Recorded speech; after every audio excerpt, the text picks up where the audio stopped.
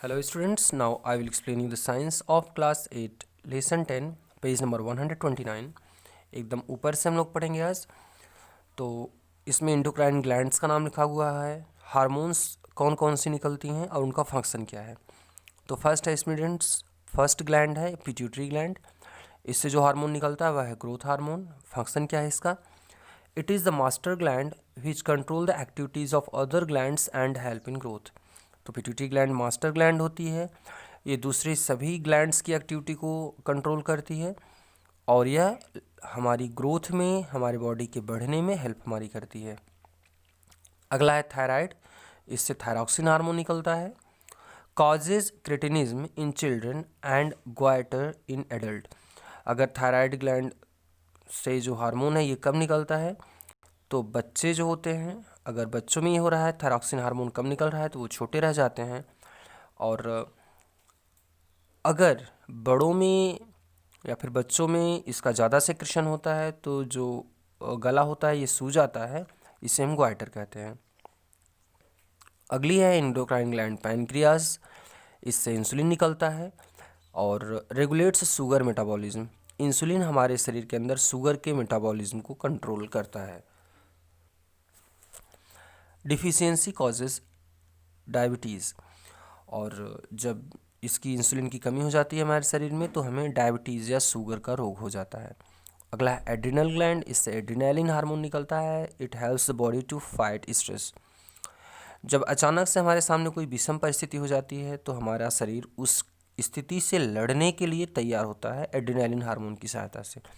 जैसे सपोज करो अचानक से कहीं पर लड़ाई झगड़ा शुरू हो जाता है या फिर अचानक से सामने सांप आ जाए, तो हमारी बॉडी में ये एड्रेनालिन हार्मोन निकलता है और हमारी बॉडी अचानक से एकदम तैयार हो जाती है हर स्थिति से निपटने के लिए।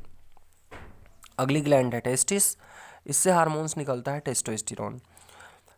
Promotes sperm production and development of secondary sex characters. और टेस्टोस्टेरोन्स मेल में, ह्यूमन मेल में स्पर्म प्रोडक्शन को कंट्रोल करता है और सेकेंडरी सेक्सुअल कैरेक्टर्स जो होते हैं जैसे दाढ़ी मूंछ का आना या फिर दूसरे कैरेक्टर्स, उनके डेवलपमेंट को भी कंट्रोल करता है।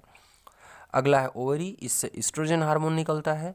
Promote egg formation and development of secondary sex characters, और यह फीमेल में एग बनने को और जो सेकेंडरी सेक्सुअल कैरेक्टर्स होते हैं उनके डेवलपमेंट को कंट्रोल करता है। अगली हेडिंग है students, what happens in case of insect and frog. Frog और इंसेक्ट के केस में हार्मोन का क्या रोल है इसको हम लोग समझेंगे। The caterpillar larva has to pass through various stages to become an adult।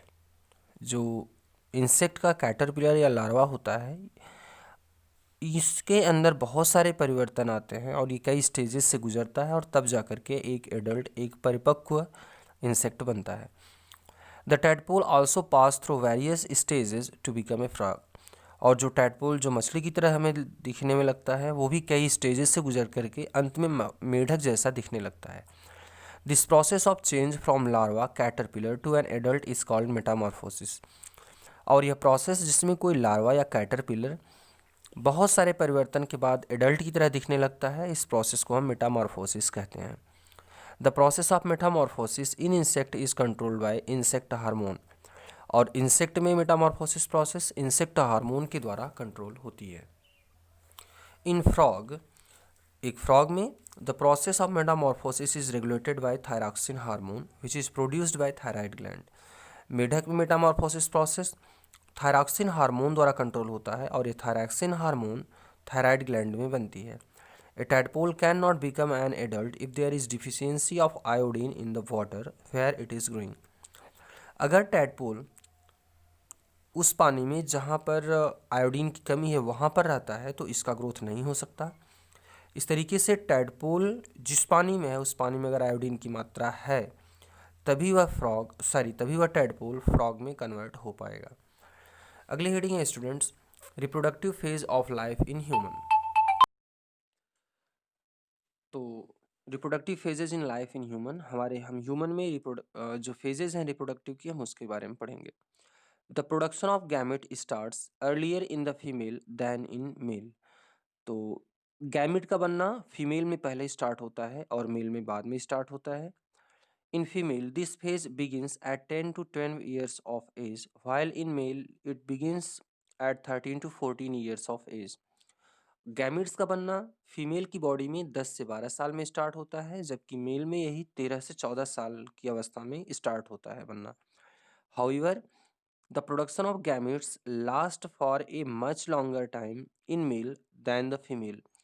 लेकिन इन गैमिट्स का बनना फीमेल में तो लगभग 50 साल जाते जाते बंद हो जाता है, लेकिन मेल में यह लगभग बहुत दिनों तक, वृद्धावस्था तक ये गैमिट का बनना चलता रहता है. इन फीमेल में the reproductive phase generally last up to age of 45 to 50 years. तो जो रिप्रोडक्टिव फेज होती है ये 45 से 50 साल तक चलती है. During this period, every 28 to 30 days one of the two ovaries produce an egg. Female में रिप्रोडक्टिव फेज में क्या होता है कि हर 28 से 30 दिन पर दोनों ओवरीज में से कोई एक ओवरी से एग मैच्योर होता है, बनता है. This is known as ovulation. और ओवरीज से एग निकलता है, इसी को हम कहते हैं ओवुलेशन. ओवरीज से एग का मैच्योर होकर के बाहर निकलना. The wall of the uterus become thick. और ओवुलेशन के समय जो यूट्रस की दीवार होती है बहुत ही मोटी हो जाती है. And cushiony to receive the egg. और ये कुशन लाइक हो जाती है, गद्देदार हो जाती है, जिससे यह एग को रिसीव कर सके. If the egg gets fertilized, अगर एग स्पर्म के द्वारा फर्टिलाइज होता है, इट रिजल्ट्स इन प्रेगनेंसी. तब फिर प्रेगनेंसी स्टेज स्टार्ट हो जाती है. स्टूडेंट्स, अब हम लोग पेज नंबर 130 पर हैं. Answer the following question. Name the gland which control the secretion of hormone. तो ऐसी ग्लैंड का नाम बताइए जो हार्मोन के सेक्रेशन को कंट्रोल करती है. पिट्यूटरी ग्लैंड होती है. Name the hormone that control the process of metamorphosis in frog. Thyroxine hormone है. Which gland secrete thyroid stimulating hormone. Pituitary gland. Which gland is called master gland. Pituitary gland.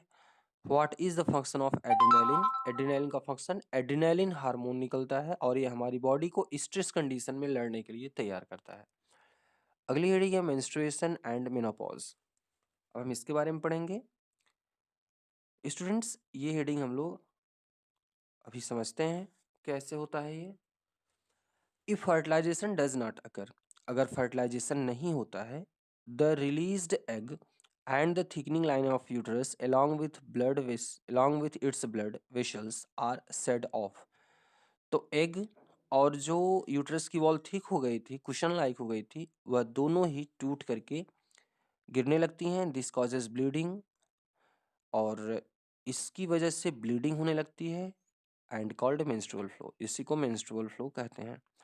The bleeding in women due to breakdown of thickened inner wall of uterus and its blood vessel is called menstruation.